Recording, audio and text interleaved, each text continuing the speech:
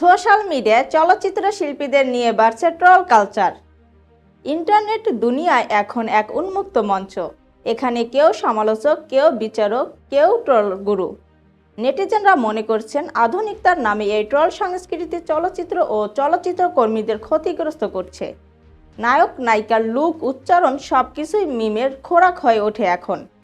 পুরনো দিনের তারকাদের নানা কাজ নিয়ে নিয়মিত ট্রল হয় সামাজিক মাধ্যমে।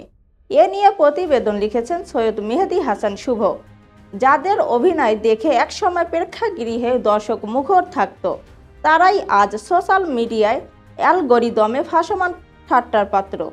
প্রযুক্তি যেমন বিশ্ব দর্শনের সুযোগ দিয়েছে, ঠিক তেমন দর্শকের হাতে তুলে দিয়েছে এক ধরনের তলোয়ার, যা আঘাত হানে শিল্পীর সৃজনশীলতায়।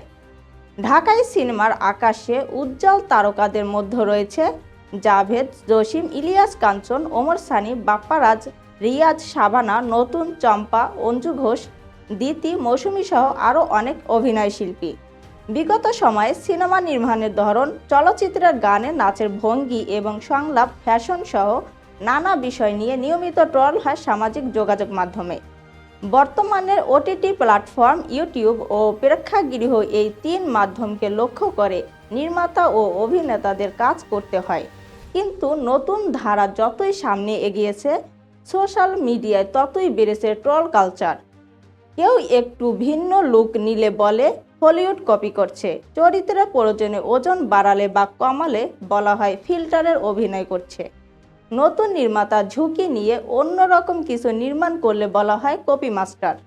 আর নায়িকাদের নিয়ে তো ট্রলের শেষ নেই। এসব এখন সোশ্যাল মিডিয়াতে এত বেশি ছড়িয়ে পড়েছে যে দর্শক ট্রল কন্টেন্ট দেখেই মজা পাচ্ছে, অভ্যস্ত হয়ে যাচ্ছে। বর্তমানে ঢালিউড চলচ্চিত্রে সুনামধন্য তারকারাও ট্রলের শিকার হচ্ছেন নিয়মিত।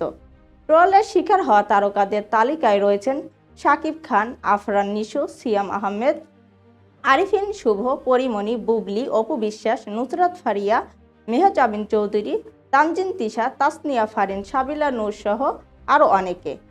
সমালোচনা প্রয়োজন সব শিল্পেই থাকে, কিন্তু ট্রল হলো সমালোচনার ছদ্মবেশ ব্যক্তিগত আক্রমণ, যা শিল্পী ও শিল্পের প্রতি অবমাননা তৈরি করে।